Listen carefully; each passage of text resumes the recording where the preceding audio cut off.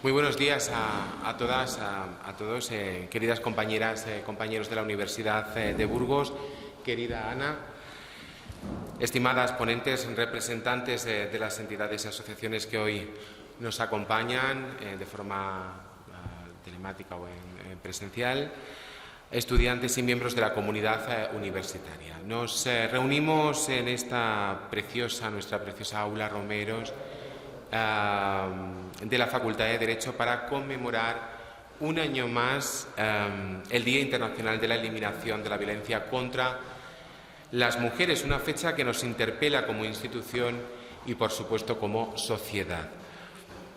Cada 25 de noviembre no es solo un hito en el calendario, es un recordatorio de que la violencia continúa siendo una vulneración masiva y sistemática de los derechos humanos de las mujeres en todo el mundo.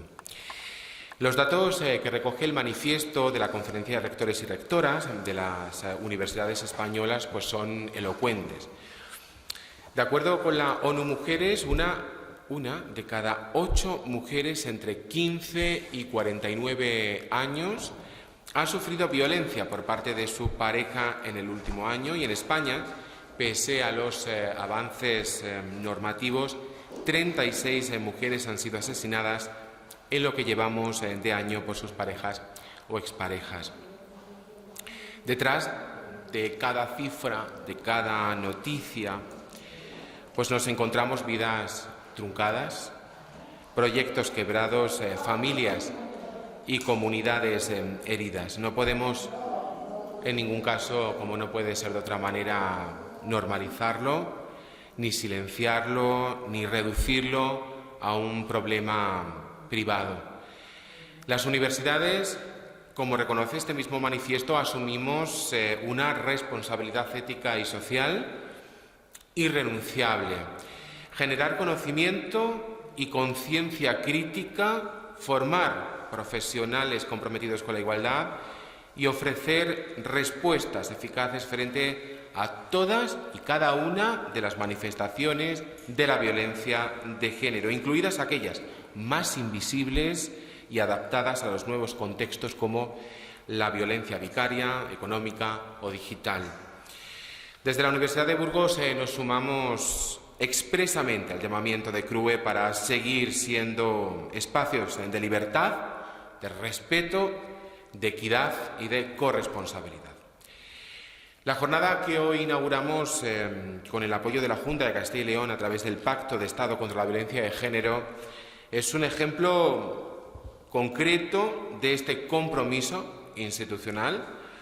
A lo largo de esta mañana y del día también con las actividades de la tarde recorreremos desde diferentes miradas la complejidad de las violencias que traspasan la vida de las mujeres y las estrategias de prevención, acompañamiento y reparación que podemos desplegar desde la academia y desde la sociedad civil en general. Permítanme en este punto expresar un agradecimiento muy especial a la directora de Igualdad e Inclusión Social de la Universidad de Burgos, Ana María Lara Palma. Su generosidad institucional, su capacidad de tejer complicidades y su trabajo perseverante, discreto, constante, a favor de esta universidad, más allá de cualquier interés personal, son un ejemplo de servicio público universitario. Y quería decírtelo, Ana, públicamente, porque es así y lo has demostrado. Sin su impulso, muchas de las iniciativas que hoy celebramos, desde luego, no serían posibles, y no es una frase hecha. Este reconocimiento quiere ser también un respaldo explícito a esta dirección, a la labor de esta Dirección de Igualdad e Inclusión Social, que busca consolidarse como un referente interno y externo en la promoción de la igualdad integral, la diversidad y la inclusión. La jornada de hoy no es un acto aislado, es una invitación a que la comunidad universitaria se reconozca como parte activa de la respuesta frente a la violencia contra las mujeres, como evidencia de la importancia de las alianzas entre administraciones públicas, universidades, organizaciones sociales y ciudadanía para avanzar hacia una sociedad verdaderamente libre de violencia y concretamente violencia contra las mujeres. Cada asignatura que incorpora la perspectiva de género, cada proyecto de investigación que cuestiona las estructuras de desigualdad, cada acción de sensibilización que rompe silencios, estereotipos, contribuye a ese futuro al que aspiramos, ¿no?, a construir. Un futuro en el que ninguna mujer tenga que vivir con miedo, callar por vergüenza o renunciar a sus sueños por la violencia. Con esta misión y agradecimiento de nuevo, agradeciendo de nuevo la presencia y el compromiso de todas las personas que habéis hecho posible esta programación, en nombre del rector magnífico de la Universidad de Burgos, don José Miguel García Pérez, declaro inaugurada la jornada universitaria con motivo del Día Internacional de la Eliminación de la Violencia contra las Mujeres en nuestra institución, en la Universidad de Burgos. Muchísimas gracias.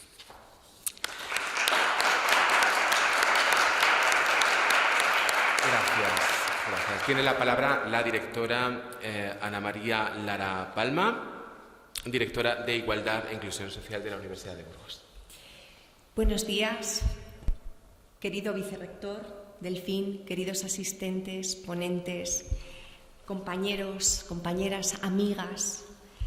Es para mí un privilegio inaugurar esta jornada y darles la bienvenida a esta conmemoración del Día Internacional de la Eliminación de la Violencia contra las Mujeres. Una fecha que, como muy bien ha dicho el vicerrector, nos convoca a reflexionar sobre una problemática estructural que atraviesa nuestra sociedad. Este es un fenómeno multidimensional que requiere respuestas integrales desde el ámbito jurídico, educativo, social y cultural, con especial énfasis en la prevención, la sensibilización y el acompañamiento a las víctimas.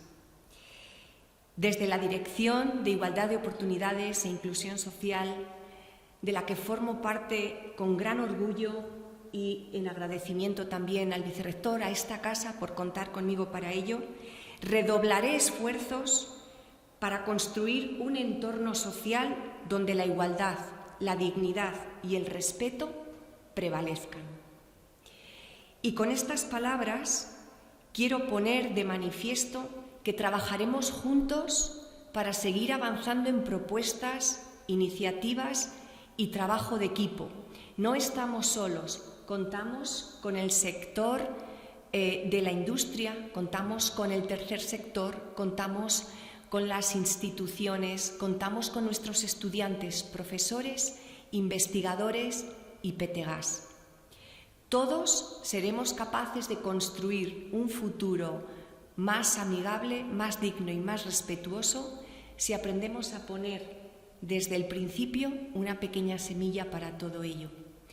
Es un esfuerzo de generosidad. En eso está el éxito de asegurar que no habrá más violencia, que no habrá más sufrimiento. Y con estas palabras, y para no quitar protagonismo a la espectacular introducción que ha hecho el vicerrector, damos inauguradas las jornadas del 25N 2025, dando paso a lo que van a ser las distintas ponencias, mesa redonda, conferencia de cierre y después lectura del manifiesto y clausura de esta jornada. Por tanto, vamos a empezar con nuestra compañera, doña Silvia, la doctora Silvia Ubillos Landa, que me gustaría presentar como nuestra compañera catedrática de Psicología Social de la Facultad de Ciencias de la Salud de la Universidad de Burgos. A lo largo de más de 20 años ha trabajado con jóvenes, diseñando y poniendo en marcha programas para prevenir riesgos sexuales y la violencia en las relaciones, y formando a familias, profesorado y profesionales. Su principal línea de investigación se centra en el estudio de la violencia de género, abordando antecedentes, consecuencias y factores que pueden aumentar el riesgo o proteger a las mujeres. Su trayectoria investigadora ha sido reconocida con 3 sexenios de investigación y actualmente sigue trabajando en este campo. Ha dirigido 9 tesis doctorales en temas relacionados con la psicología social, la educación y la salud. 3 de ellas han abordado la violencia de género desde distintas perspectivas. También ha participado en numerosos proyectos de investigación, tanto competitivos como en colaboración con instituciones públicas y privadas, siendo la investigadora principal en la mayoría de ellos. En cuanto a sus publicaciones, cuenta con un total de 127, 40 de ellas en revistas de alto impacto, y ha presentado su trabajo en numerosos congresos dentro y fuera de España, recibiendo 4 premios de investigación otorgados en congresos de ámbito nacional e internacional. Damos la bienvenida a nuestra compañera Silvia a la conferencia con título Tejidos rotos, voces vivas, una mirada integral a la violencia de género en la pareja. Gracias, Silvia.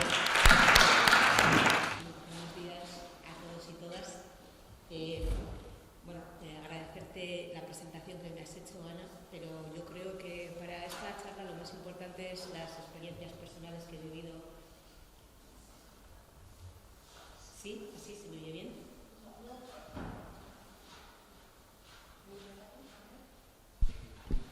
¿Ahora? Sí.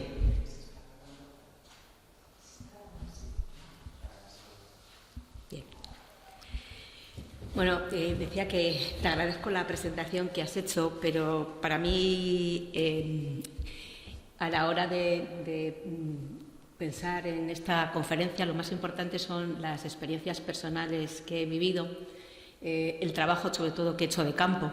Para mí eso ha sido muy importante porque me ha enriquecido mucho en cuanto a entender el fenómeno de la violencia de género, que yo creo que es complejo, ¿no? Sobre todo para las personas que no han tenido una experiencia personal, directa o indirecta, o profesionales que llevan muchísimos años trabajando con mujeres supervivientes de la violencia de género.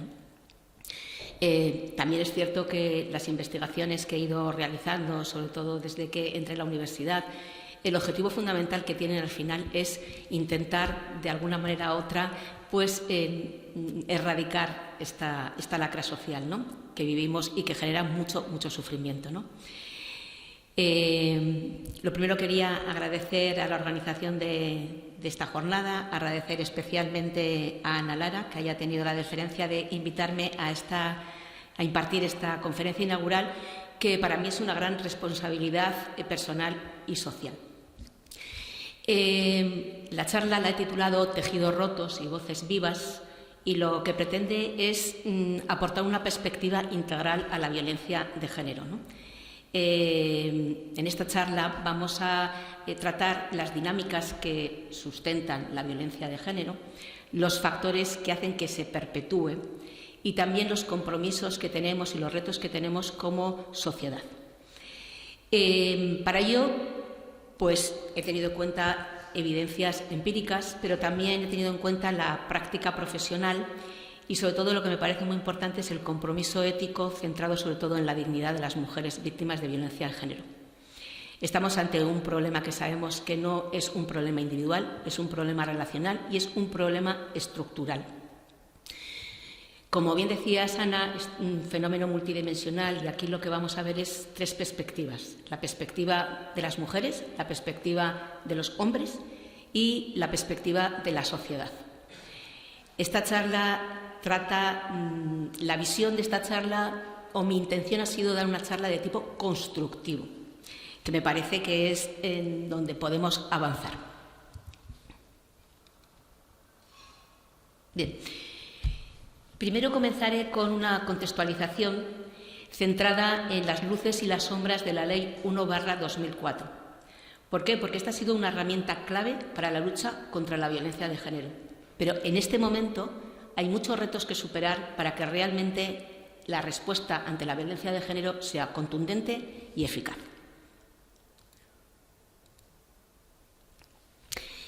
Antes del año 2004, antes de la aprobación de esta ley, algunas de vosotras, o todas y todos, recordaréis que la violencia de género se denominaba violencia doméstica. Era un asunto privado. Por lo tanto, no contábamos con registros, con datos fiables. No contábamos con juzgados de violencia contra la mujer especializados. Por lo tanto, las órdenes de protección urgentes no existían. Los profesionales sociales, sanitarios, judiciales, la policía, funcionaba de forma totalmente descoordinada y tampoco recibían ninguna formación especializada. Las mujeres tampoco tenían acceso a ayudas económicas, a viviendas de acogida. Tampoco existían los programas de educación para la igualdad ni la prevención de la violencia de género, o estos eran muy escasos.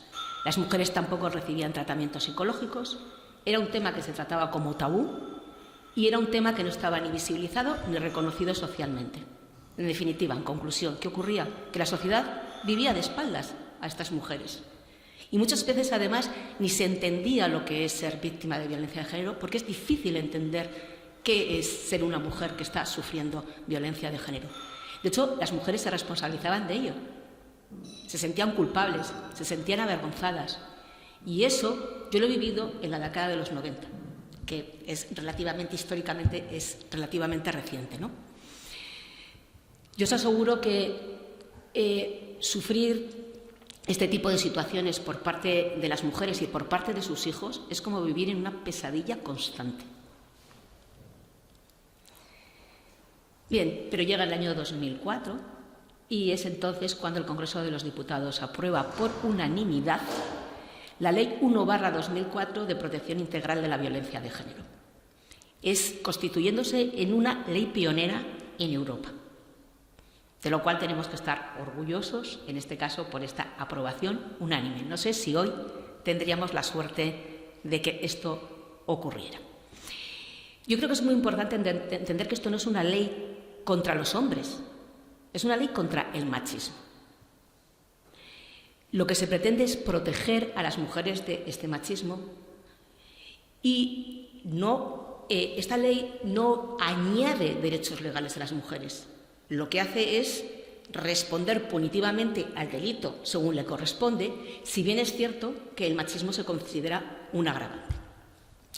Esta ley ha producido avances importantes en la lucha contra la violencia de género con respecto a décadas anteriores al 2004. Por un lado, ha permitido poner en marcha medidas de protección integral. Y cuando hablamos de medidas de protección integral nos referimos a intervenciones multidisciplinares, en las cuales las mujeres tienen derecho a la información y tienen derecho a ser asistidas desde los servicios sociales, policiales, jurídicos, sanitarios, tienen derecho a viviendas de acogida y tienen derecho a ayudas económicas para que puedan reconstruir, rehacer su vida. Por otro lado, también la ley ha permitido potenciar los programas de prevención y la formación a profesionales que están especializados en casos de violencia de género. El objetivo final, ¿cuál es? Diagnósticos ágiles, diagnósticos precoces, atención integral. Ese es el objetivo. También esta ley ha propiciado una mayor concienciación y sensibilización social. De hecho, de alguna manera u otra podemos observar que el sentimiento de intolerancia hacia la violencia de género está de alguna manera en el imaginario colectivo de esta sociedad. Ahora se visibiliza y se reconoce. Y por último, algo también muy importante es que, como hemos dicho, se trataba de un asunto privado. Bueno, pues debido a los graves derechos que inculca la violencia de género, como son los derechos contra la libertad, contra la integridad, contra la seguridad, contra la dignidad de las mujeres, hemos conseguido que se convierta en el centro del debate público. Sin embargo, la violencia de género que se entiende desde esta ley, si bien asume que aspectos como la discriminación, la desigualdad o el poder dentro de las relaciones de pareja son el detonante de la violencia de género, se reconocen, por tanto, como violencias la violencia física, la violencia sexual o la violencia psicológica.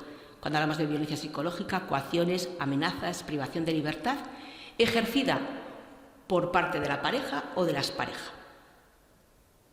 Teniendo en cuenta este marco de referencia, esta ley no está exenta de críticas, porque no contempla algunas de las violencias que ya han sido mencionadas por nuestro vicerrector, por Delfín, como la violencia económica ejercida dentro de la pareja o las violencias digitales, de tipo digital.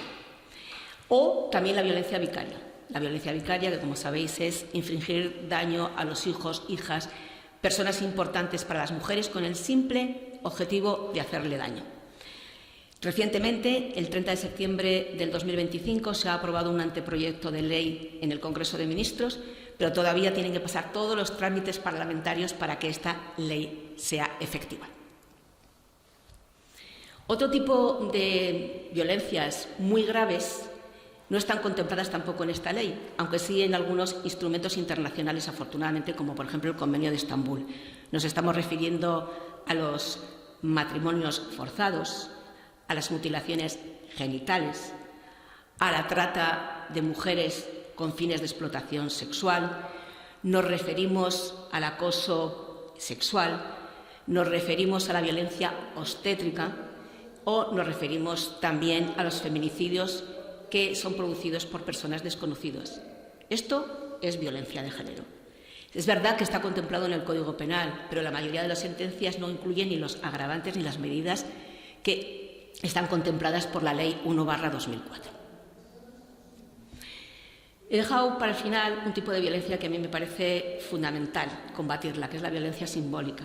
La violencia simbólica es la que tiene que ver con determinados discursos que promulgan la desigualdad, que desde mi punto de vista en los últimos años se oye más de lo necesario, ese tipo de discursos.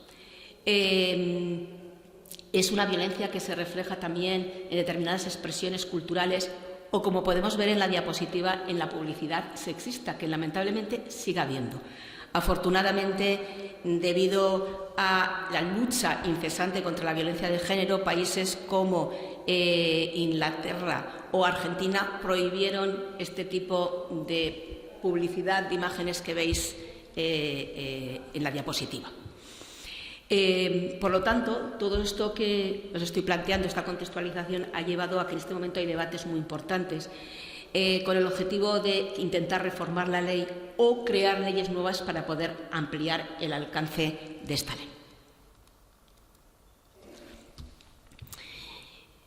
Y ahora sí que voy a comenzar con las distintas perspectivas. Primero, centrándome en la voz de las mujeres.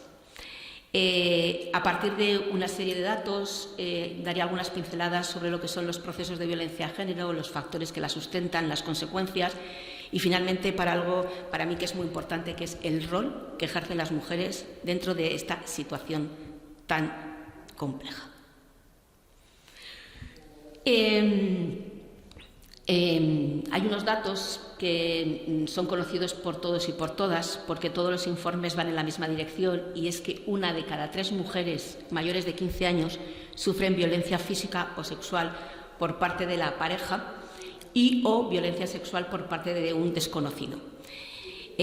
Según datos del Poder Judicial, en el 2024 se registraron 183.908 casos de violencia de género en España.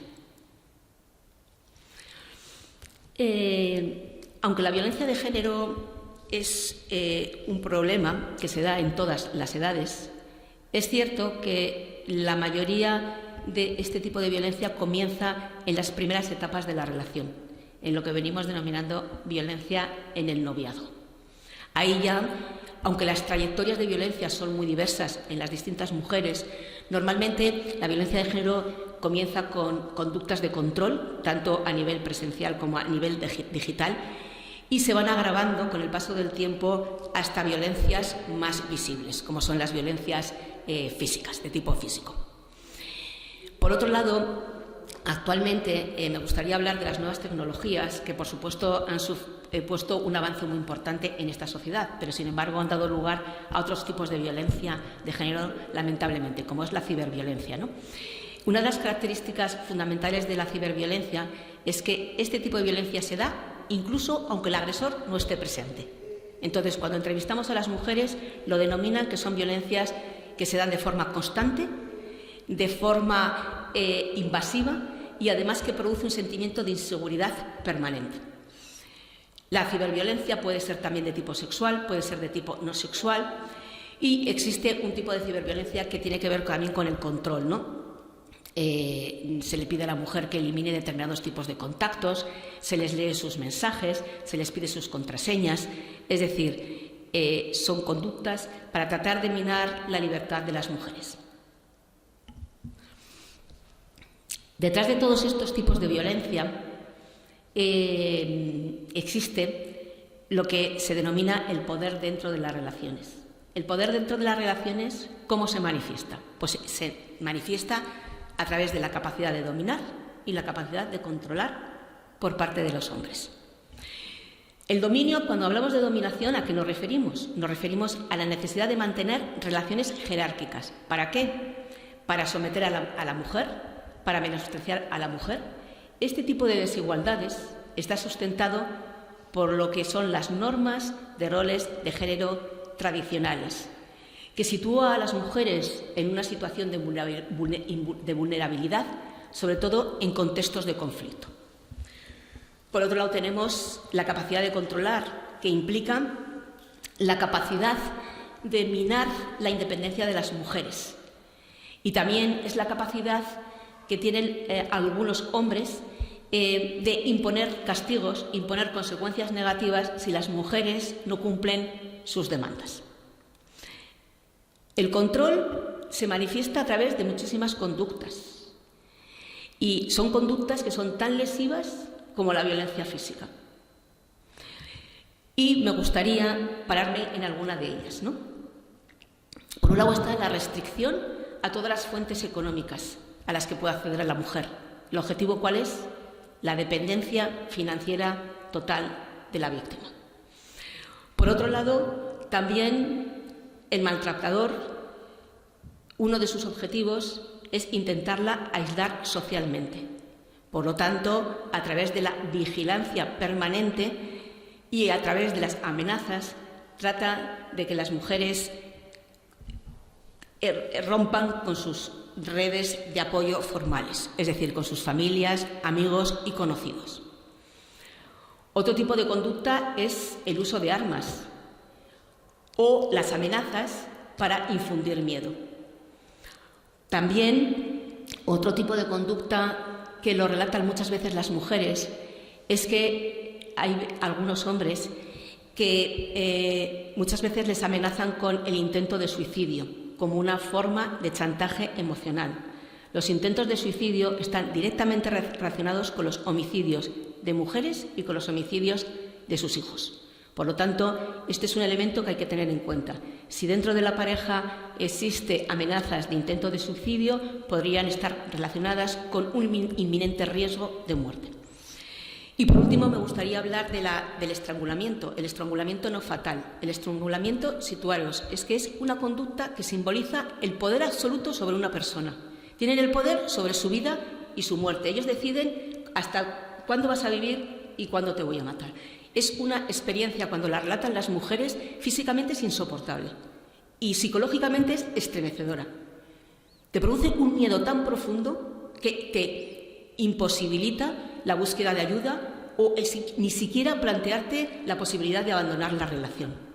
En definitiva, todas estas conductas de control lo que hacen es reforzar el poder de algunos hombres y, por otro lado, someter a las mujeres.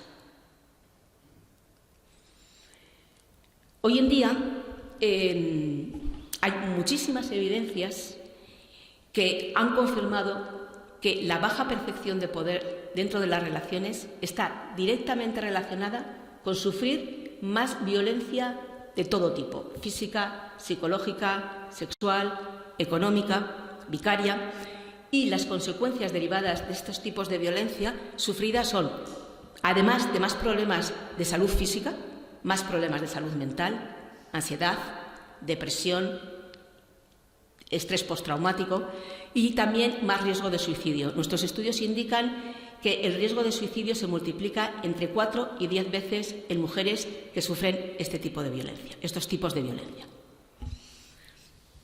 Y me parece una pregunta importante es cómo las mujeres responden en esta situación.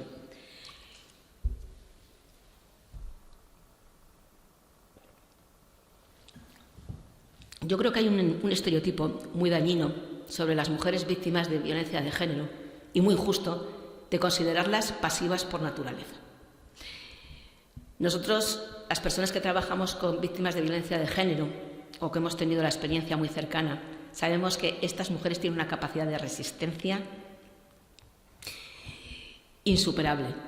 Tienen una capacidad de gestión del riesgo, de tomar decisiones, de buscar recursos.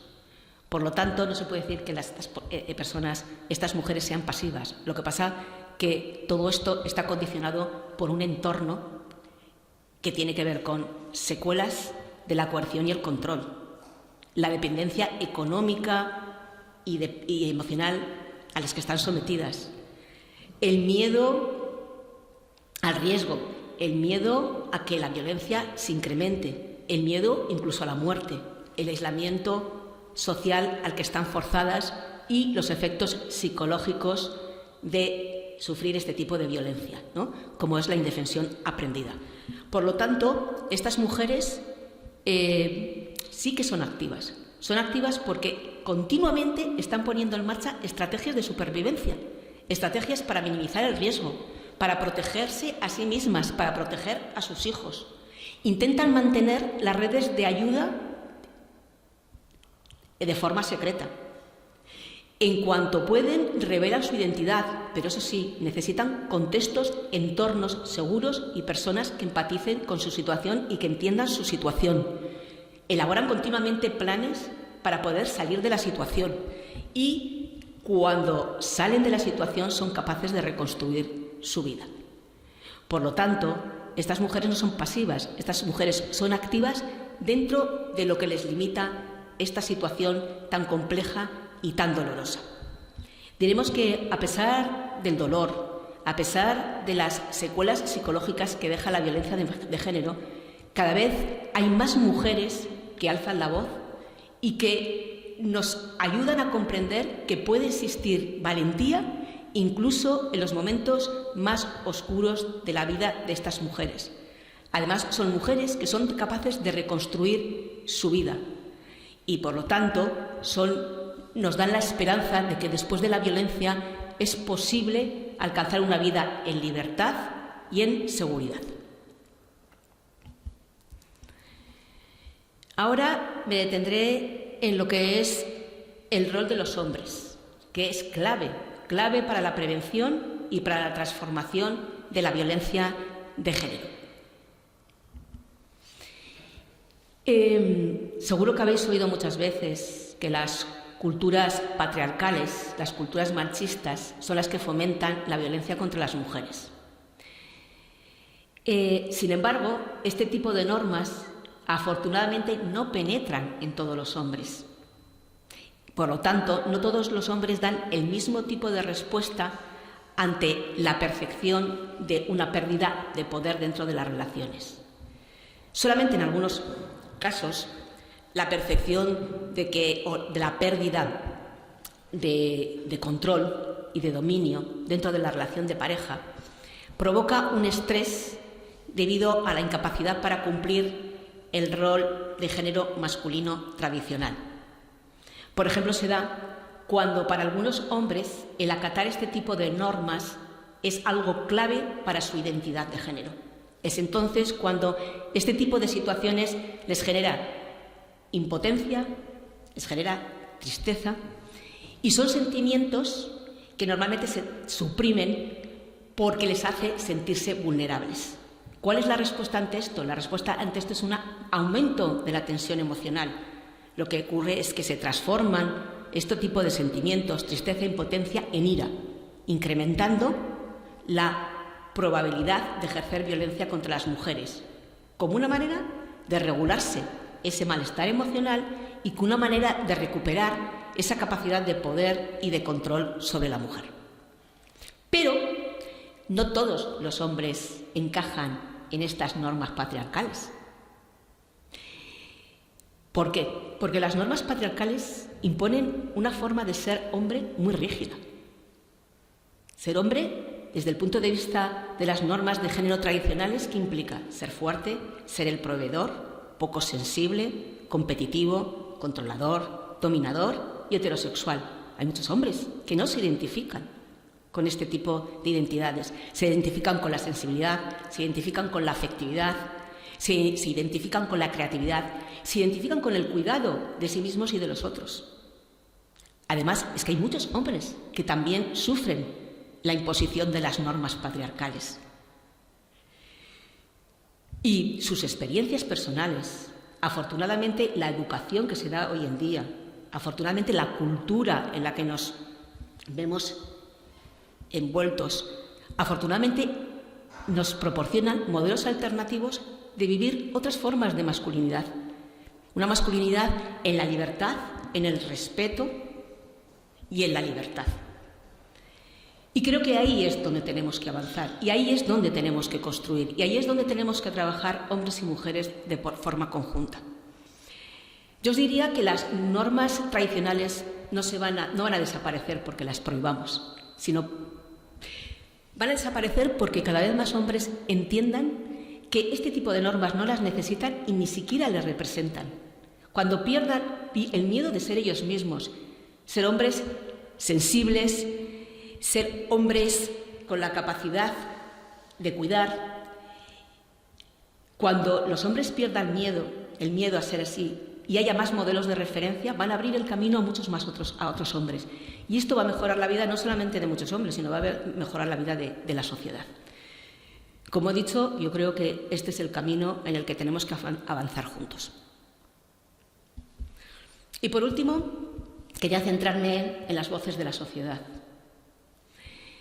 La sociedad es el marco que hace que las violencias de género o permanezcan o se erradiquen.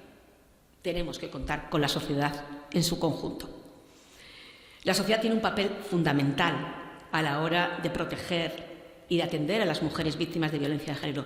Las mujeres no pueden hacer el proceso de salida si no hay una sociedad que les acompañe, una sociedad que les crea. Existen, diríamos, dos tipos de apoyo, ¿no?, fundamentales para las mujeres. El apoyo formal, que fundamentalmente lo que tiene que proveerles a estas mujeres es el derecho a la justicia, el derecho a la atención y el derecho a la dignidad. Y por otro lado también es fundamental todo el apoyo que puedan recibir del entorno informal, ¿no?, del apoyo informal. Tiene que haber comunidades que les acompañen, comunidades que les crean. Solamente con ambos tipos de apoyo es posible que las mujeres hagan el proceso de salida de la violencia. El apoyo informal fundamentalmente se basa en el sustento emocional de las mujeres víctimas de violencia de género. Normalmente las mujeres recurren a este tipo de apoyo, es decir, recurren en primer lugar a sus familiares, a sus amigos, y además suelen ser la puerta de entrada luego a todos los servicios formales. Normalmente las mujeres, cuando las entrevistamos, están muy satisfechas del apoyo que reciben de este entorno cercano. Dicen que muchas veces les entienden mejor que algunos profesionales porque les pueden dar respuestas que se ajusten más a sus necesidades, a sus fortalezas, a sus contextos. Pero no siempre es así. Lamentablemente, también el apoyo de familiares y el apoyo de amigos puede ser perjudicial. Ellas relatan que muchas veces se han sentido enjuiciadas por sus familias y que sus familias se han distanciado de ellas, sin recibir apoyo, sintiéndose muy solas. También a veces lo intentamos, como familiares, como amigos, pero no sabemos muy bien cómo abordar el tema, porque no es difícil, es una situación complicada.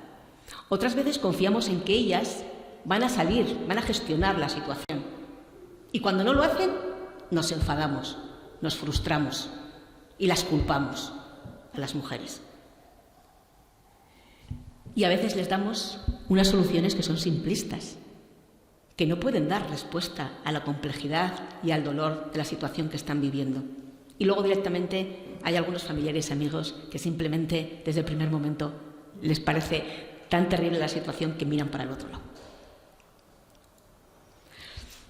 Por otro lado tenemos el apoyo formal, el que reciben de los distintos servicios formales, ¿no? Con respecto a este tipo de apoyo, diré que en general, las mujeres están bastante satisfechas cuando revelan su situación, sobre todo a todos los servicios que tienen que ver con el sistema social y con el sistema sanitario. Me estoy refiriendo a trabajadores sociales, a psicólogos, a personal de la salud, entre otros. En este caso, os diría que a pesar de que se ha avanzado mucho, sobre todo en las 2 últimas décadas, en cuanto a la formación de estos profesionales, todavía tenemos mucho camino que recorrer. Dentro de estos servicios y de asistencia formal, uno de los servicios que suele ser y sigue siendo muy criticado son los servicios jurídicos, la asistencia jurídica. Muchas mujeres mencionan que las audiencias son muy duras, son muy impersonales y reclaman la asistencia de un psicólogo a lo largo de todo el proceso. De hecho, la ONU, haciéndose un poco eco de esto, ha recomendado a España fortalecer la asistencia legal a las mujeres víctimas de violencia de género. En las declaraciones, muchas mujeres mencionan que reciben muchas veces respuestas institucionales deficitarias, que a veces lo único que hacen es incrementar el dolor. Dicen que muchas veces en los procesos judiciales se sienten culpabilizadas, desacreditadas, muchas veces se minimiza su experiencia y se traslada la responsabilidad de la situación a las mujeres. Por lo tanto, dice que se les hace sentirse culpables y les hace sentirse en una situación de inseguridad. Fijaros que algunas de ellas dicen, más de una, más de dos, más de tres nos han dicho, que si hubiese sabido, no lo hubiese denunciado. Es decir, para veces no vale la pena la denuncia, porque hay muchas fallas institucionales en la atención que tenemos que dar a las mujeres víctimas de violencia de género. También a veces la insuficiente formación que reciben hace que haya determinados, y así lo relatan muchas mujeres, hay determinados tipos de agresiones que no son tan visibles, por ejemplo, como una agresión física, y que no son consideradas en los tribunales. Y que a veces ellas lo que dicen es que se sienten abandonadas en el momento más crítico de su vida.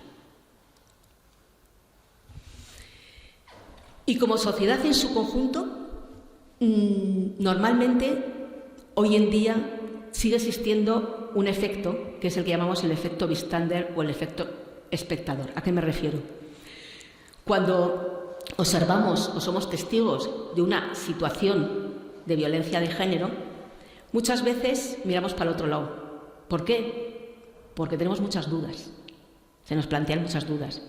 Porque muchas veces tenemos miedo.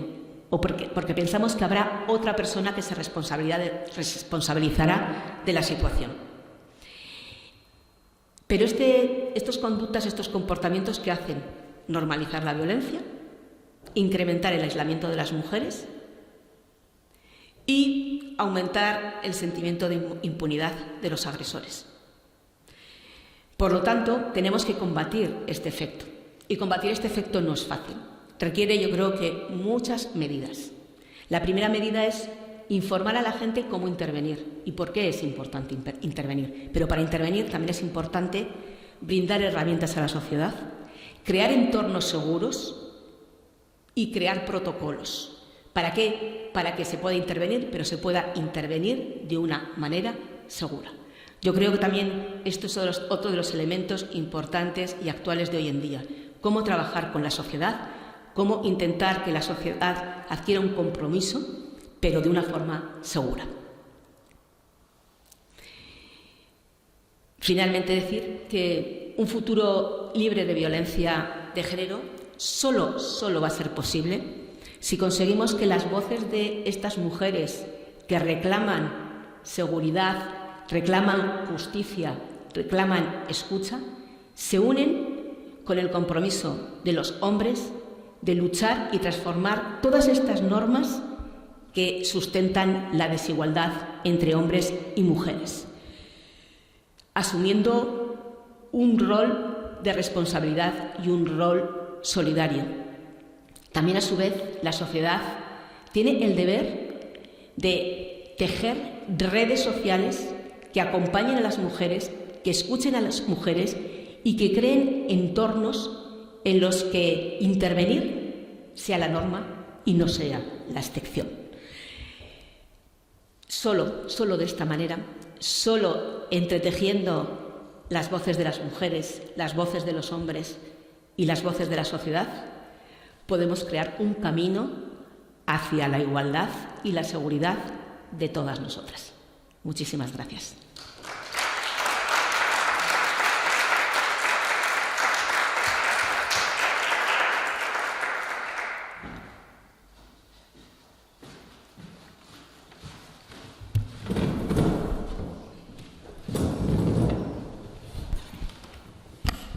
Gracias, Silvia, por esta magnífica intervención.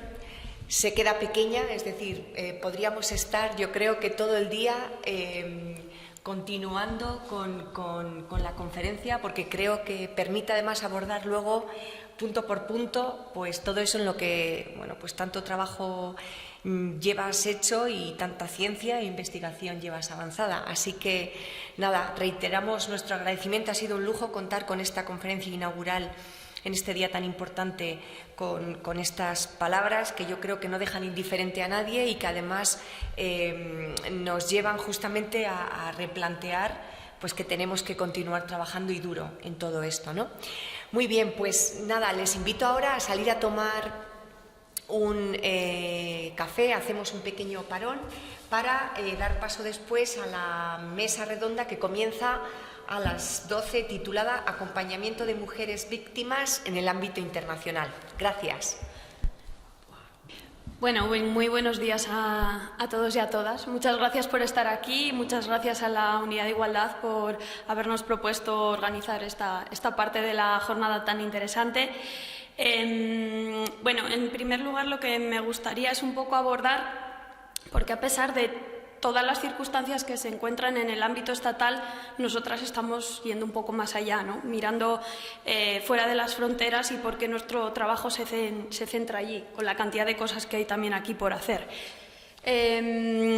Esto nosotras lo hacemos un poco con la mirada puesta de forma transversal a lo que hacemos. Es decir, no es que específicamente hayamos decidido enfocarnos en este tema, sino que es que al final en el día a día en nuestro trabajo nos estamos encontrando con esta circunstancia todo el rato. Entonces, lo que necesitamos es que... esto no funciona. Es que al final... en el día a día que manejamos, en los proyectos que estamos construyendo, pues tengamos un poco la mirada puesta con esas gafas moradas todo el rato diciendo a ver dónde están los patrones que podemos repetir, las dinámicas que queremos romper, cuestiones que no queremos volver a repetir y aún así podemos caer en errores, ¿no? O sea, eso es cierto, pero sí que es verdad que, bueno, desde el Centro de Cooperación ya llevamos muchos años con estos temas y, por suerte, todo el personal técnico, o sea, tanto yo como mis compañeras, nos hemos especializado en el tema de género. Entonces, eso nos hace que desde que surge cualquier tipo de iniciativa, o venga Miriam por la oficina a ver qué sucede, o Vanessa, vamos pensando un poco qué proyectos construir, ya estemos dándole vueltas a ver cómo intervenir y tener puesta la mira en no repetir patrones.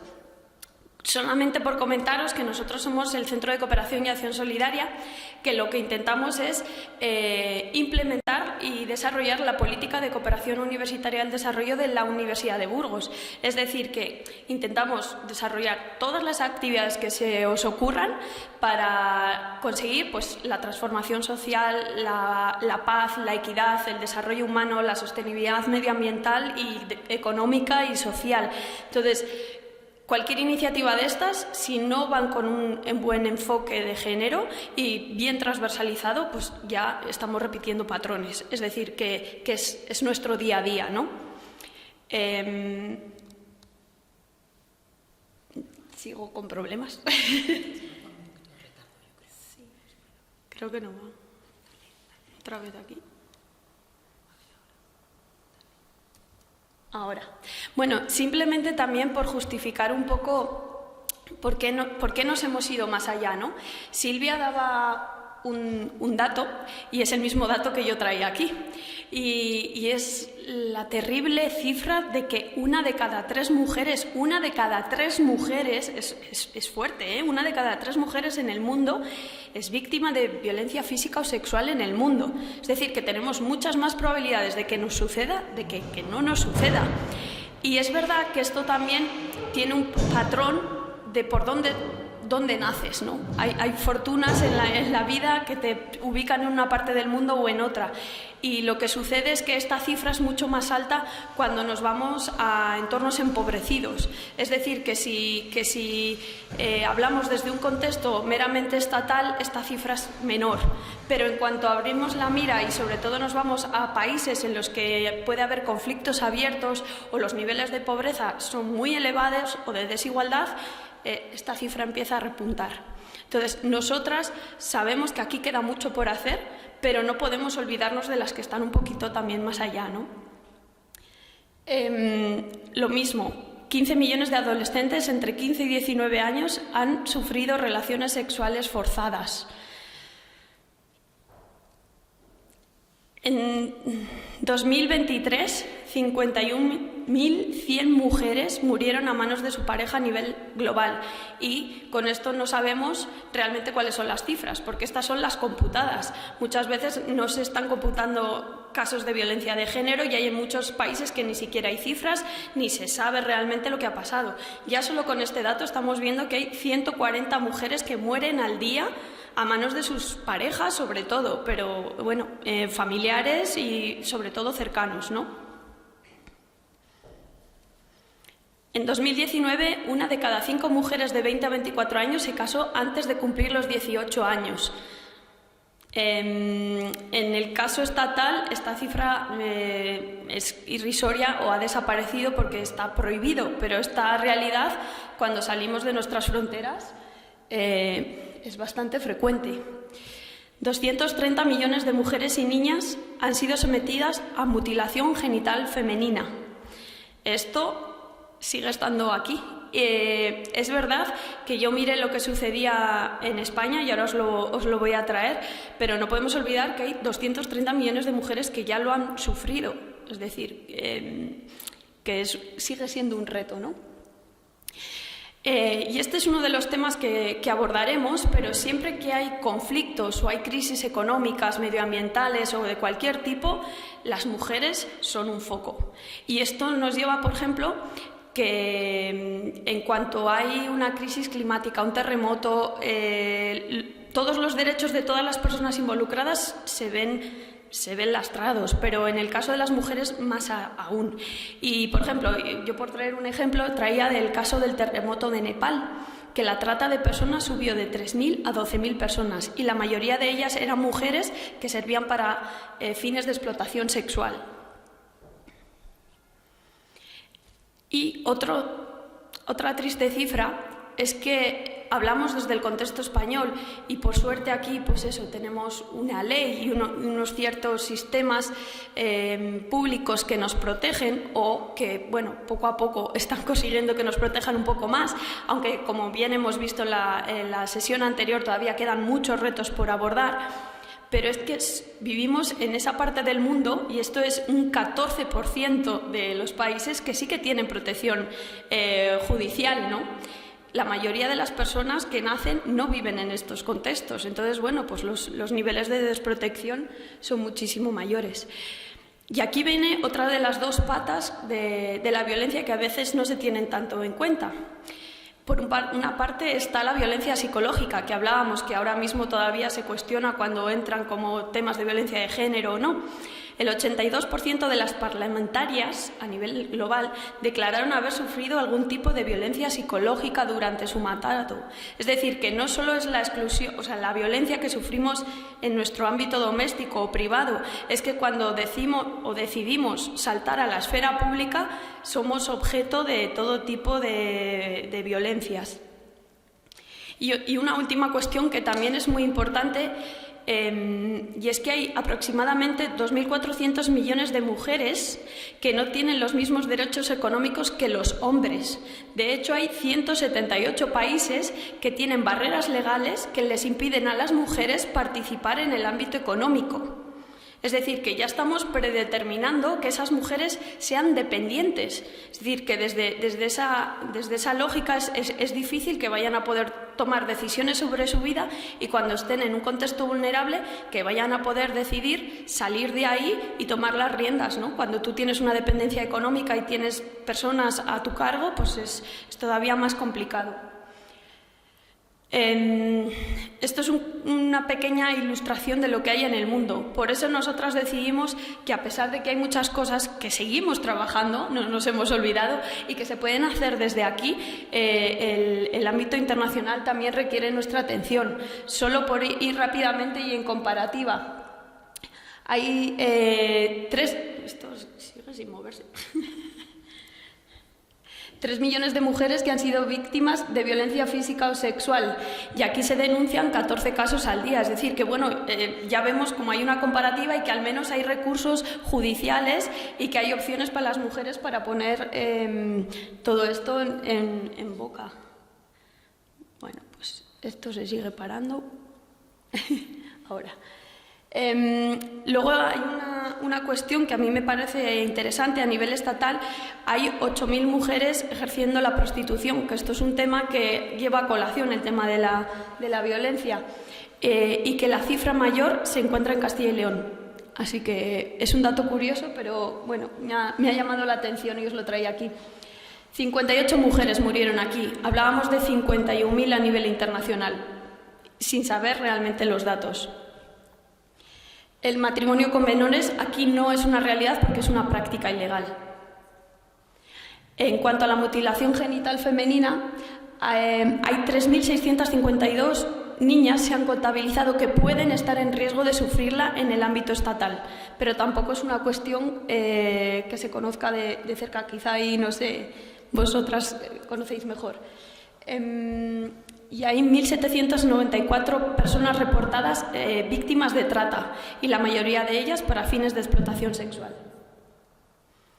Y en España hay 51.000 mujeres que reciben protección, es decir, que ya estamos en un ámbito en el que directamente se está protegiendo a este contexto. Y hay 4 de cada 10 han sido víctimas de violencia psicológica en la Unión Europea. Y muchas de ellas reportan, o 1.136 mujeres de estas se quitaron la vida. Es decir, que también hay un patrón que nos lleva a querer aislarnos de esta situación, ¿no? Y luego, a nivel estatal, la violencia económica ha hecho que 2 millones de mujeres, más de 2 millones de mujeres de nuestro entorno, no tengan esa independencia económica para poder decidir. Bueno, como vemos, hay un desequilibrio para mejor en nuestro entorno, pero eso no quita ni que dejemos de prestar la atención aquí, ni que nos miremos más allá ni más afuera. Como sabéis, tenemos como unos objetivos que debemos cumplir de aquí a 2030, y lo que dicen las cifras es que vamos muy lentos, demasiado lentos. Hay realidades como que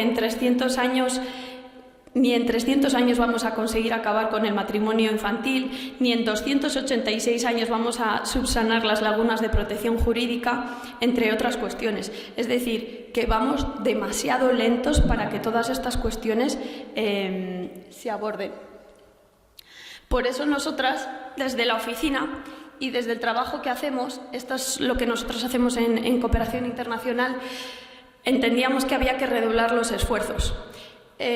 Por un lado está la parte de la formación. Nos parece fundamental seguir trabajando con el alumnado de la universidad todas estas cuestiones, y es por ello que salieron iniciativas como la de Vanessa, que tengo a mi izquierda, que es un proyecto de aprendizaje-servicio. Es decir, que los profesores pueden decidir que sus asignaturas y su carga docente, sus TFG, sus prácticas, estén destinadas a otras cuestiones que no sean las que ya tienen establecidas en sus guías docentes. Y, por ejemplo, ella ya estaba atendiendo a víctimas de violencia tanto aquí como en la India. Bueno, pues es una de las opciones, pero se puede trabajar en otras cuestiones más.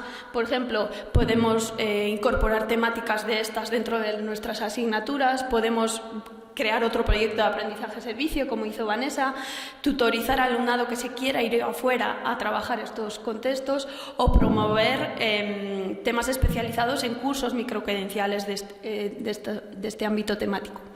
Y luego tenemos la parte de investigación, que aquí es donde los docentes pueden hacer algo más. Todos los docentes al final tienen esa parte investigadora que tienen que cumplir con un montón de cuestiones. Bueno, pues dentro de querer cumplir con estas cuestiones pueden hacerlo con esa transferencia del conocimiento hacia otros países o con esa investigación hecha especializada para esos entornos. Y aquí es donde nosotros os podemos apoyar, es en diseñar esos proyectos que vayan enfocados hacia otros contextos y aterrizados para conseguir esos proyectos internacionales, esas subvenciones internacionales, y eso es lo que hicimos, por ejemplo, con el grupo de trabajo en el que está Miriam y otros compañeros, y creamos un proyecto a partir de uno de sensibilización. O sea, estábamos en la línea 1 y de ahí salió el segundo. Trajimos a una ponente que se llama Elena Maleno, y ella se encarga de la denuncia en frontera de las personas migrantes. Lo que decía es que las educadoras sociales y las personas del ámbito judicial no trataban con tacto. Cuando llegaban las mujeres, la primera pregunta que las hacían a nuestro territorio estatal era que cuántas veces las habían violado.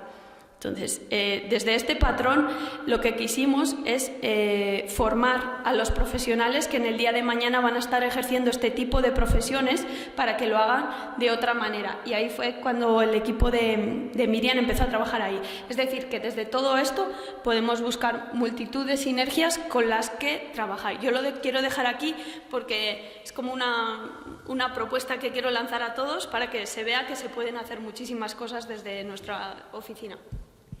Muchas gracias, Soraya. Pues le vamos a dar la palabra a Vanessa, ¿vale?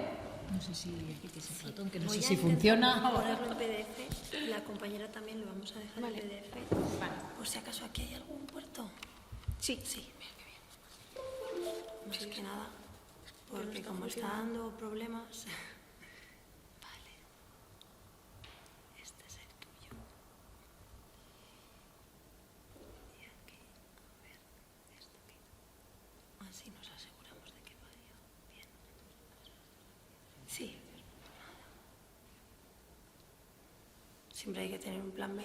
Sí. A ver si se abre. Ahí está. Sí, entonces se lo voy a dar aquí. Va un poco mal este, ¿no? Vale.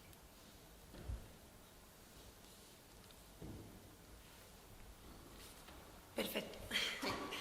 Bueno, pues en primer lugar quiero agradecer la invitación a la Unidad de Igualdad e Inclusión Social para poder participar en esta jornada y dar visibilidad a este proyecto de aprendizaje-servicio, haciendo mención especial a esa vertiente... ¡Ay, perdón! ¿Ahora? ¿Sí? Bueno, perdonad. Decía que en primer lugar quiero agradecer a la Unidad de Igualdad e Inclusión Social por su invitación a poder participar en esta jornada. También agradecer al Centro de Cooperación y Acción Solidaria por su apoyo en esta iniciativa, en este proyecto de aprendizaje-servicio que se llama Abre tus ojos y que llevamos desarrollando en la Facultad de Educación desde hace 4 cursos académicos en colaboración con la Asociación Adabas Burgos y el curso pasado también con la ONG Lihapi en India. Bueno, algunos de estos datos ya los ha... Ah, no va. No puede ser. Vaya. Creo que está... Ah, igual está la otra. Ah, ciérrala. Quizás está... Mira. Ahora, vale. Bueno, cosas de la tecnología. Aquí podéis ver algunos de los datos. He querido hacer un recorrido breve desde la perspectiva internacional hasta nuestro contexto más próximo, que es la ciudad de Burgos. Algunos de los datos ya los ha comentado Soraya, como a nivel internacional vemos que 1 de cada 3 mujeres sufre violencia física o sexual.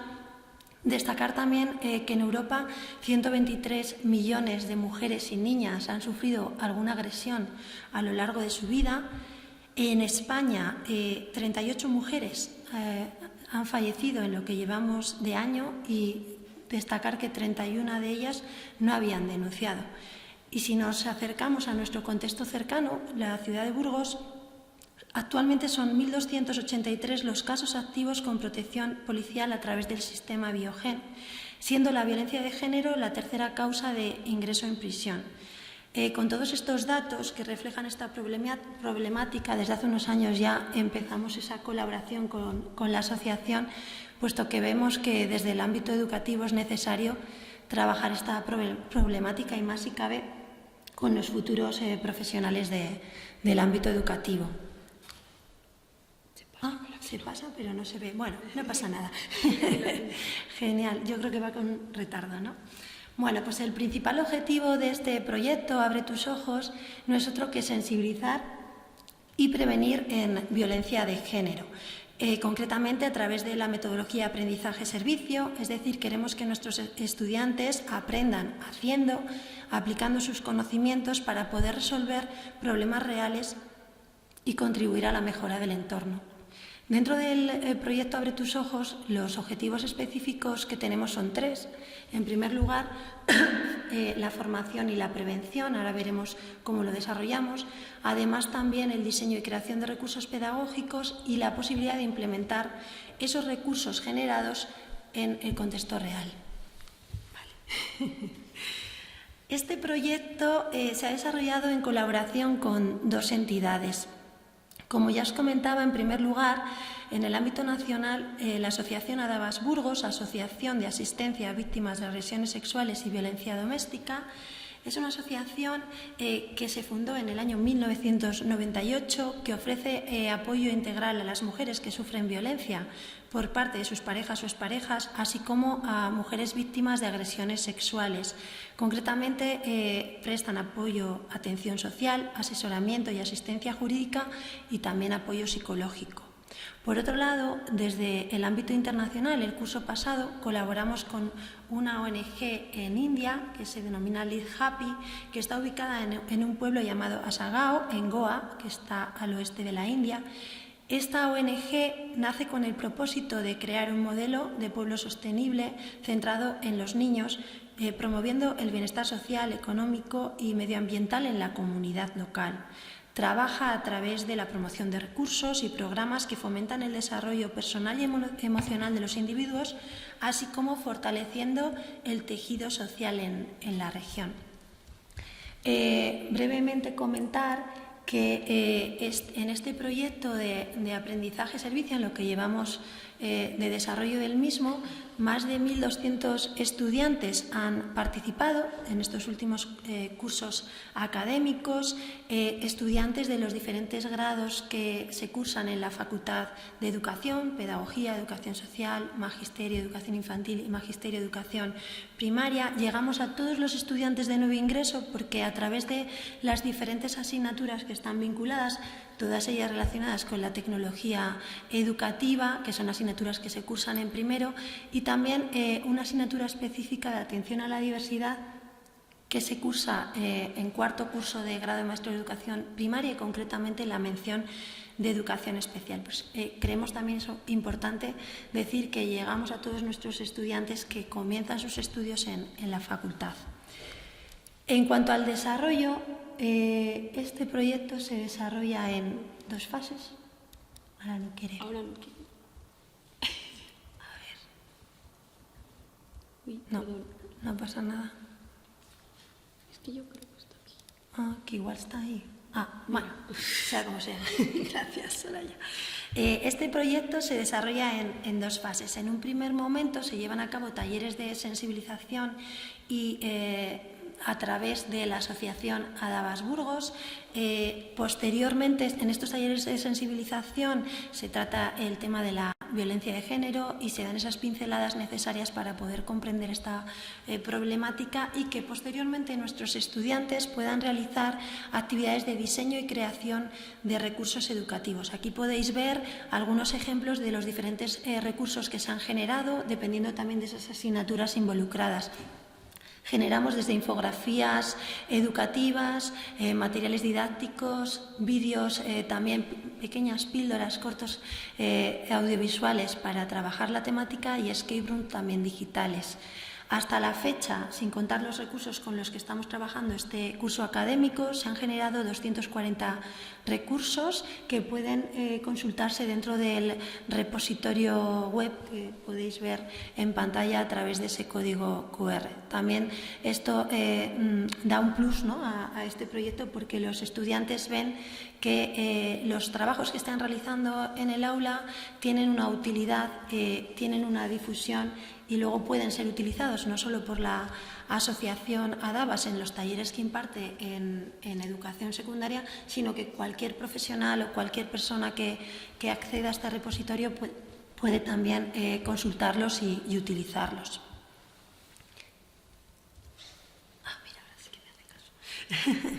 Los principales resultados del proyecto giran en torno a tres grandes ejes. Por un lado, como ya hemos comentado, el tema de la formación, la sensibilización y la prevención, y además también la actuación en relación con las causas y no solo con los efectos. Destacar que durante el desarrollo de este proyecto 13 han sido los casos que han sido detectados y que actualmente tienen intervención directa desde la asociación.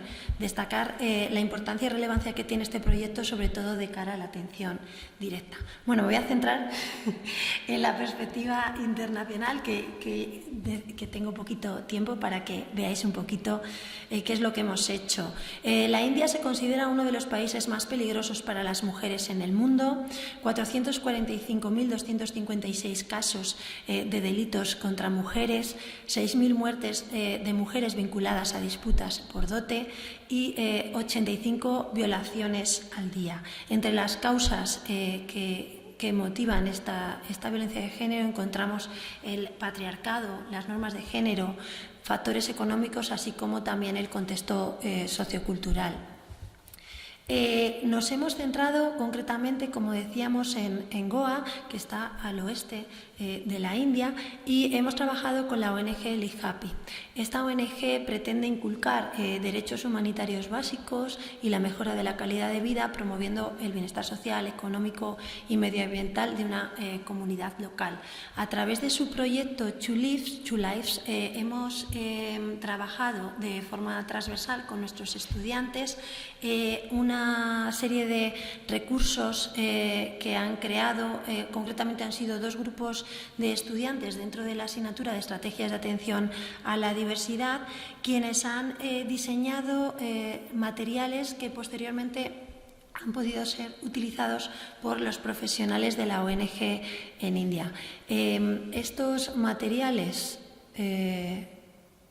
han sido traducidos al inglés y también están disponibles en el repositorio web. Aquí os mostramos el ejemplo del juego Aventuras Mitológicas versión hindú, el cual introduce a los jugadores en una experiencia lúdica donde deidades femeninas y masculinas de la mitología hindú participan a través de un juego de cartas que ha sido diseñado para trabajar la igualdad de género. Cada carta representa una deidad masculina o femenina de la cultura hindú y se ha tenido en cuenta que haya un mismo número de cartas de dioses y diosas.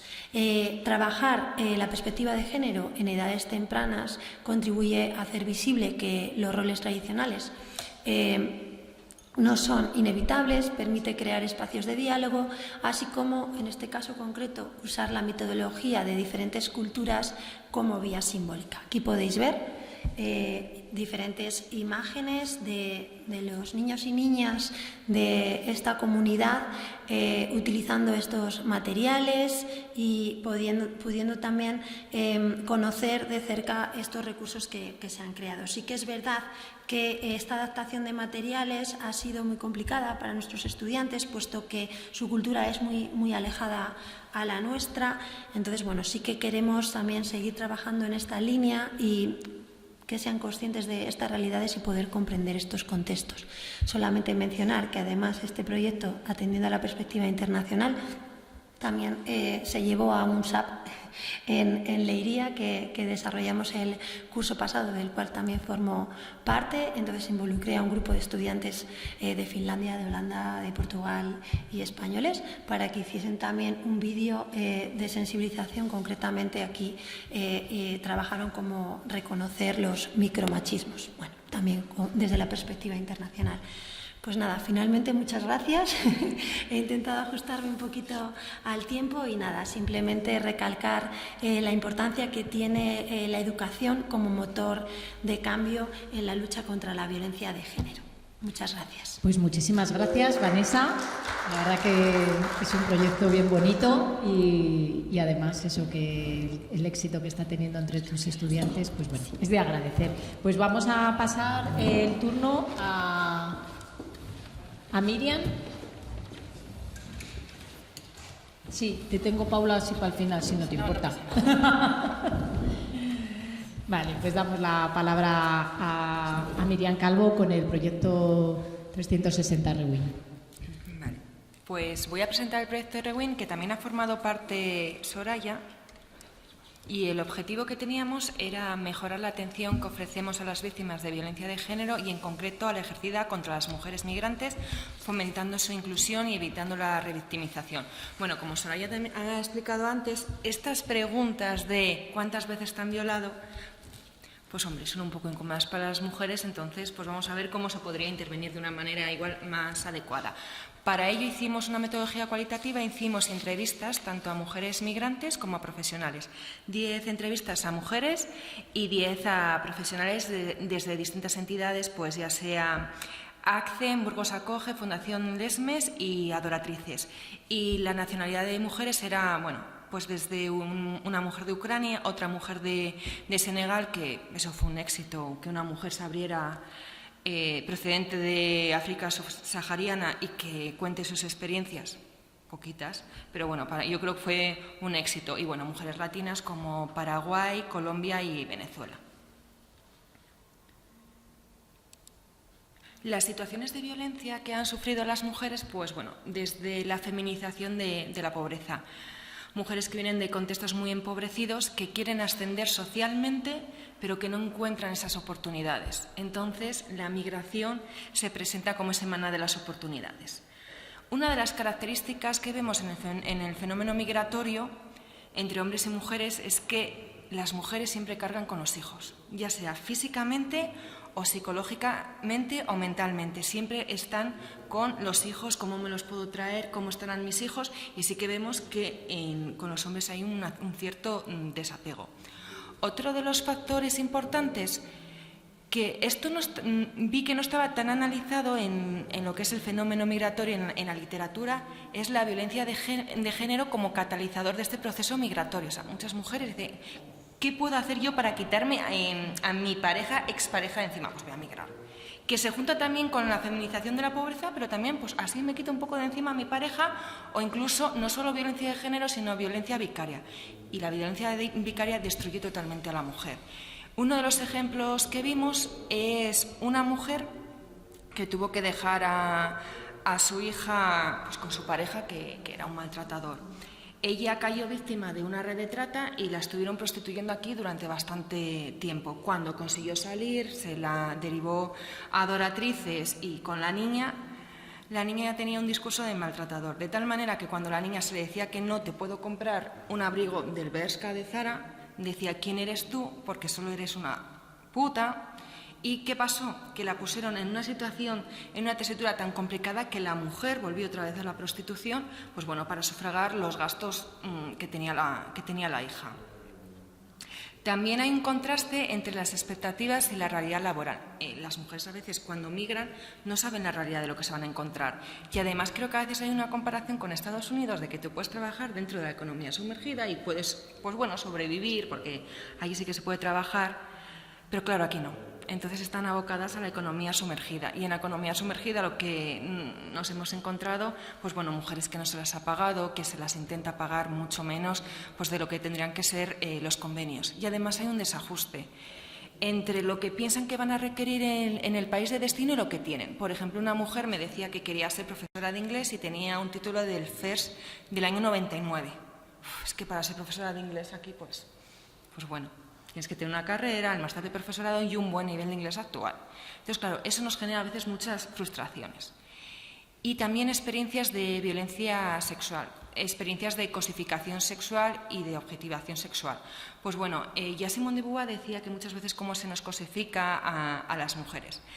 Estos pensamientos que tenemos, pues que las latinas son más calientes, pues bueno, luego lo que pasa en los espacios públicos es que las empiezan a acosar, enseguida, pues es que a ti te gusta, e incluso va más allá y las intenta captar para el sistema prostitucional.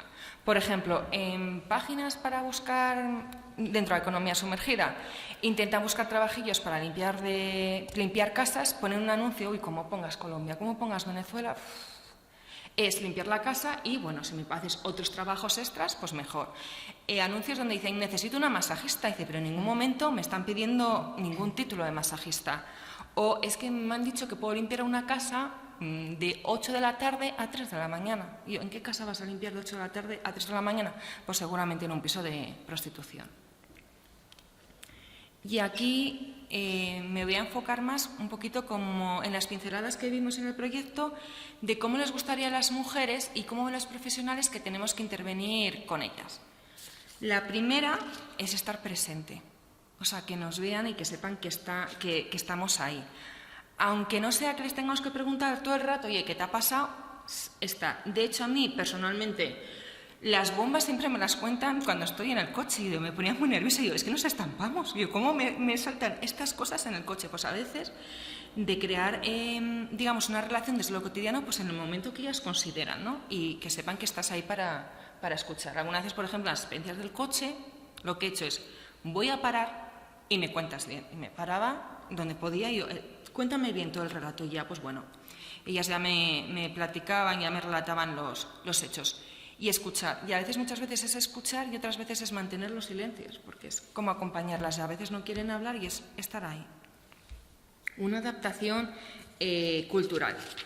Lo que muchas veces les supone a ellas adaptarse culturalmente. Una de las cosas que vimos en la investigación que dicen, la ropa. Es verdad que, por ejemplo, estéticamente, las mujeres latinas a veces visten de otra manera y aquí nos quieren vestir de... Vale. Pues dice, me tengo que adaptar. O incluso a veces exagera y dice, ¿dónde voy yo? ¿No te parece que voy muy corta? Y yo, pues sí, vamos a dar un paseo. ¿Qué más da que te pongas un pantalón corto? Pero bueno, vienen de contextos donde pues sufren mucho acoso sexual en la calle, entonces intentan taparse y yo digo, bueno, vamos a relajarnos aquí un poco. También a veces nos tenemos que adaptar nosotros y nosotras. Por ejemplo, yo puedo tener un pensamiento muy concreto sobre el uso del hijab, pero yo he estado con mujeres, con el uso del hijab, que yo no voy a decir absolutamente nada, porque mi opinión es para mí, y cada uno toma aquí las decisiones que considera en su vida, además con mujeres de 45 años, pero es verdad que para mí es muy incómodo, porque no sé por qué miran tanto las mujeres que van con hijab, pues ya está. Pero para mí era muy incómodo, porque no sé por qué somos muy observadas. O sea, son observadas muchas mujeres cuando van con hijab. Y además, como decía Soraya, una perspectiva también crítica. El matrimonio infantil, ella decía, es que a mí me cuentan las mujeres que se van a casar con un chico que no le conocen mucho, que se lo han dicho a su familia. Dije, es que estas cosas culturales, esto es un delito que se llama matrimonio forzado. Y creo que es importante también comentárselo y cuestionárselo. También aspectos, es que necesito trabajar, entonces voy a trabajar por 3 euros la hora. Pues que esto es explotación laboral, otras mujeres. Pero porque en sus culturas a veces es normal trabajar 10 horas al día. Esto también es explotación laboral. Partir también de sus necesidades, ¿qué es lo que ellas necesitan? Por ejemplo, una de las mujeres que participaron dijeron, es que yo lo que necesito es no escuchar ruido y descansar, porque vengo de una guerra de Ucrania y necesito estar en silencio. Dar información clara y asegurarnos de su comprensión. Una de las mujeres decía, es que me solicitaron protección internacional, pero luego se me acabó. Es que realmente la mejor opción que tenía esa mujer, y lo hizo muy bien la entidad, era solicitar protección internacional, porque si no, ¿qué otras estrategias tenía? Ninguna otra. Estar dedicada a la economía sumergida, procediendo de Senegal, pues era una buena opción. Por lo menos ganas tiempo para regularizarte. Pero la mujer seguramente también, porque lleva muy poco tiempo, no entendió esos procesos. No revictimización, lo que ya comentaba. Si te viene un educador y te dicen, a mí me parece la verdad una barbaridad cuántas veces te han violado. Y nosotras, o sea, esto se ve muchas veces. Por ejemplo, denuncias de violencia sexual, denuncias de trata, de agresiones. Seguramente en Álava lo habrán visto bastantes veces. Si ya te viene la denuncia policial, ¿por qué nos lo tienen que relatar a nosotros otra vez? ¿Y por qué lo tiene que relatar otra vez a la trabajadora social? Pues si ya está el informe, no vamos a pasar por este mal trago continuamente a la mujer. No juzgar ni prejuzgar. Por ejemplo, me pasa muchas veces las mujeres que son colombianas y se piensan que saben sobre drogas. Y yo, aquí todas no sé, si se piensan que todas conocen a Manolo Escobar, no sé. ¿Vale? Pues no. Muchas veces vienen en Colombia y donde conocen la droga es aquí en España, porque aquí se produce, pero no se consume tanto, donde se consume es en España. Y evitar paternalismos. Me refiero a paternalismos porque a veces tienen unas historias tan duras, que empezamos con el pobrecilla, pero no aguantamos. Entonces, yo un truco que hacía era, no me leían los informes, mucho, o sea, 4 cositas y las exigía. Luego, he coincidido con ellas, por ejemplo, en la tesis, y yo me he sentido fatal. Yo, pero ¿cómo yo exigía a esta mujer porque llegaba tarde a un curso con toda esta historia? Y me he sentido fatal, pero luego pienso, está colocada, tiene su trabajo y ha salido adelante, tan mal no lo he hecho. Y esto sería todo. Pues muchísimas gracias por contarnos este proyecto que la verdad es muy interesante. Pues vamos a terminar con Paula Álvarez. Pues suerte con el ordenador. Gracias, sí. Muchas gracias a la Unidad de Igualdad, al Centro de Cooperación y Acción Social de la Universidad, y para mí es un placer compartir mesa con estas pedazos de mujeres. Gracias también por la escucha. Yo vengo a hablaros de algunos proyectos específicos que la ONG en la que trabajo, Asamblea de Cooperación por la Paz, colabora a nivel internacional con organizaciones socias con las que trabajamos. Es decir, en Asamblea no vamos a alguno de los 17 países en los que cooperamos a definir cuáles son las necesidades de las mujeres o de la población de los países, sino que nos aliamos a organizaciones locales que son quienes definen sus necesidades, quienes diagnostican qué derechos humanos y en qué grado están vulnerabilizados, y desde Asamblea de Cooperación por la Paz pues gestionamos fondos y les acompañamos en las soluciones de desarrollo endógeno que nuestras socias buscan. Ostras, a mí sí que me funciona.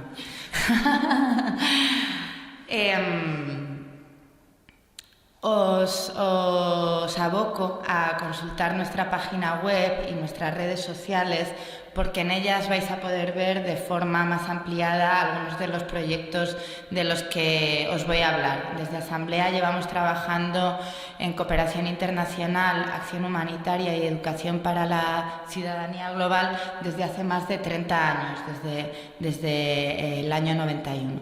Y lo que hacemos es fundamentalmente apoyar a la sociedad civil, democrática y progresista. Nosotras somos una ONG laica, independiente y sí, también feminista. Y lo podemos decir, bueno, os decía que trabajábamos en 17 países, en la actualidad tenemos 134 proyectos activos y gracias a los fondos que gestionamos, pues casi 500.000 personas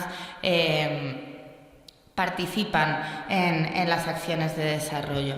Colaboramos con casi 400 entidades. Digo que podemos decir que somos una organización feminista porque más allá de declararnos, en el plan tenemos herramientas programáticas desde Asamblea de Cooperación por la Paz, donde introducimos el enfoque de género de forma transversal en todos los proyectos que diseñamos, pero también de forma vertical, proponiéndonos objetivos específicos para trabajar en favor de la igualdad de género y de los derechos de las mujeres. Y también tenemos un plan de igualdad vigente, recién aprobado, y una estrategia de género. Dentro del plan estratégico de ACPP tenemos una línea específica de trabajo por la igualdad de género y bueno, esto tampoco nos hace muy diferente a otras ONGs que trabajamos en el ámbito internacional. Yo creo que conviene recordar que trabajamos en un marco legal y político internacional. Como miembros de Naciones Unidas, España pues está implicada en la consecución del Objetivo de Desarrollo Sostenible número 5 de igualdad de género de la Agenda 2030. España tiene que cumplir la política de desarrollo sostenible dentro del Consenso Europeo de Desarrollo. Tenemos una ley aprobada en enero de 2023 de cooperación internacional al desarrollo sostenible y un plan director de la Agencia Española de Cooperación Internacional en el que tanto se define como prioridad la igualdad de género y también, de nuevo, a nivel transversal, pues todas sus acciones estudian de forma diferencial cómo las causas de la desigualdad nos afectan especialmente a las mujeres y más a las mujeres empobrecidas y a las mujeres racializadas. Tanto Asamblea como la propia Ley de Desarrollo Sostenible y las políticas han adoptado un enfoque interseccional, metodológico para poder operar. Y ya desde Asamblea lo hacemos apoyando a través de estas líneas de trabajo, favoreciendo el empoderamiento económico, la autonomía económica de las mujeres y la participación de ellas, tratando de que tengan un acceso igualitario y equitativo a la educación y tenemos una línea de trabajo en la erradicación de la violencia de género. También promovemos proyectos de economía social y solidaria con perspectiva de género y también desarrollamos pues, alianzas para la igualdad. Por poneros un ejemplo, dentro de nuestra línea de trabajo de nuestro Plan Estratégico 3, para que veamos la línea 3.2, combatir todas las formas de violencia contra las mujeres, niñas y personas del colectivo LGTBI+, en ámbitos públicos y privados, nos hemos propuesto propiciar acciones que incidan en la eliminación de todos tipos de violencia, generar nuevas metodologías y herramientas para la visibilización, denuncia y sensibilización sobre todas formas de violencia, apoyar observatorios internacionales, estudios, sistemas de visibilización de violencia y también reforzar la prestación de servicios específicos por parte de los titulares de obligaciones, es decir, los gobiernos. Y esto, como os decía al inicio, que me parece súper importante, pues no lo hace Asamblea de Cooperación por la Paz, sino que lo hacen las organizaciones locales con las que trabajamos, y quiero mencionar a algunas que son específicamente feministas, de las que vamos a hablar de algunos proyectos, como la UAF en Marruecos, la Colectiva Feminista para el Desarrollo Local y Hormusa en El Salvador, Profamilia, aunque el nombre no nos pegue, en República Dominicana están haciendo un trabajo encomiable. En Honduras, Centro de Derechos de Mujeres, TAMS en Túnez, CACLA en Guatemala y, por citar, dos de Palestina, Reform y PARC. La imagen que veis se ha tomado recientemente en Valencia. Están compañeras de Asamblea y en el Centro Nador es la directora de PARC, una organización que promueve el desarrollo agrícola en Palestina y que han donado PARC a Asamblea de Cooperación por la Paz Valencia 5.000 euros para mitigar los impactos de la DANA, para que recordemos que las cooperaciones son de ida y vuelta y que la solidaridad internacional pues no solo se trata de mujeres blancas y hombres del norte global apoyando a países empobrecidos, sino que también hay retornos, y este es un ejemplo. Cuando pensamos en Palestina, hemos visto los datos, pero bueno, en Asamblea nos gusta visibilizar a defensoras de derechos humanos como Nador, que se implican no solo con su realidad más próxima, sino también con la realidad colateral, porque pues estamos interconectadas y la pandemia nos ha enseñado esto, ¿no? ¿Cómo lo hacemos? Por ejemplo, en República Dominicana. Gracias, Sonia. En República Dominicana apoyamos proyectos que fomentan políticas públicas de igualdad, de incidencia o de justicia. Por ejemplo, acaban de ir 2 magistradas catalanas a República Dominicana para hacer incidencia para la aprobación de una ley integral contra la violencia de género en República Dominicana, que todavía no existe. Hoy celebramos el 25 de noviembre precisamente el asesinato de 3 activistas de República Dominicana en tiempos de dictadura de Trujillo.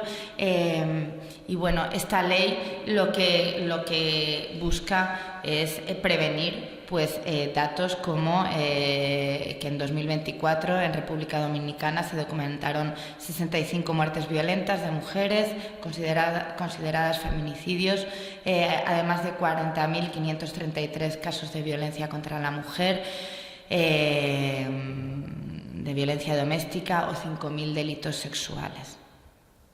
Voy a pasar. Tenemos otros proyectos. Aquí estáis viendo un intercambio de experiencias en la economía social y solidaria, que es un modelo económico, Sonia tiene que saber bien, que pone los cuidados en el centro y la economía feminista también. Y, aquí se intercambiaron experiencias procedentes de Marruecos, de Túnez y de Cataluña en este sentido, algunas apoyadas por Asamblea de Cooperación por la Paz. Y quiero citar 2. Un espacio de coworking para cooperativas de mujeres que hace nuestra socia UAF en Marruecos, y un centro de acogida para víctimas de violencia de género que hace una socia nuestra en Túnez, cuyo modelo de gestión económica se está haciendo desde un enfoque feminista. O sea, no solo se da una atención a víctimas de violencia, sino que el propio modelo de gestión de ese espacio económico pone en el centro los cuidados de las mujeres. También lo hacemos a través de la sensibilización y educación. Aquí estáis viendo una exposición que está girando por toda Asturias de referentas hondureñas que lleva a cabo la ONG local Centro de Derechos de Mujeres, y donde se presenta a mujeres empoderadas de departamentos de La Paz y Choluteca. Y nada, recordar que en Honduras en 2024 se registraron 629 agresiones contra mujeres y niñas, incluyendo 266 feminicidios, lo que equivale a una mujer asesinada cada 36 horas. 2 proyectos en Palestina. Uno que trata de promover el incremento de participación política de las mujeres palestinas con este proyecto GAP, en el que se han formado a 150 jóvenes como agentes de transformación social para responder a esta cifra, y es que solo un 6% de los escaños están ocupados por mujeres en Palestina. Tenemos una organización local palestina con estas siglas que yo no repetiré, en la que hacen esta lectura, y es que la colonización israelí, la ocupación israelí, es la principal causa de opresión de las mujeres en Palestina, además de las opresiones diferenciales por razón de sexo. Para nuestra organización, entonces, una de las formas de erradicar la violencia es terminar con la ocupación del Estado genocida de Israel. Y creo que lo dejo aquí, y después, si hay tiempo para debate, podemos presentar más iniciativas. Muchas gracias. Pues muchísimas gracias, Paula. La verdad que lo peor de hacer de moderadora en una mesa es cortar estas historias tan interesantes y meter prisa a las ponentes. La verdad que yo estaría, aunque estoy abrumada por las cifras que dais, pero estaría mucho más tiempo escuchándoos. Yo creo que tenemos un minuto, por si hay alguna cuestión. Bueno, no, yo sobre todo por si, yo creo que muchísimas gracias por todo lo que habéis compartido de estos proyectos, de estas iniciativas. Lo único, abrir si hay alguien que tenga alguna cuestión, algo que plantear.